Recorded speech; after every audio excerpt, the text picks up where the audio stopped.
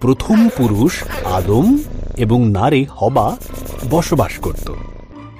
কিন্তু শয়তান ছল চাতুরির মাধ্যমে সাপ সেজে আদম এবং হবাকে প্রলুব্ধ করল।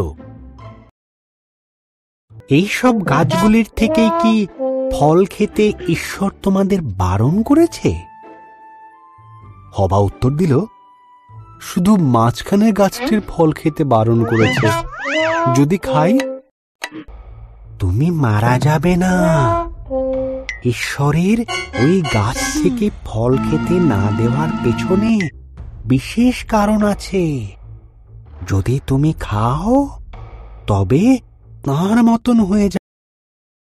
হবা সে তার সঙ্গে আদমকে কিছুটা ফল খেতে দিল। আদমও ফলটি খেল, পারল যে তারা উলঙ্গ ছিল। তারা পাতার বস্ত্র তৈরি করে নিজেদের লজ্জা ঢাকল। তারা আগে কোনোদিন ভয় বা লজ্জা পায়নি, তাই তারা বুঝল ঈশ্বর। হবা আদম উত্তর দিল, আমরা লুকিয়ে আছি, আমরা উলঙ্গ। ঈশ্বর দীর্ঘশ্বাস ফেলে বললেন, তোমরা ওই গাছের থেকে ফল খেয়েছ, তাই পাপ তুমি বুকে ভর দিয়ে চলবে। এক নারীর পুত্র সন্তান।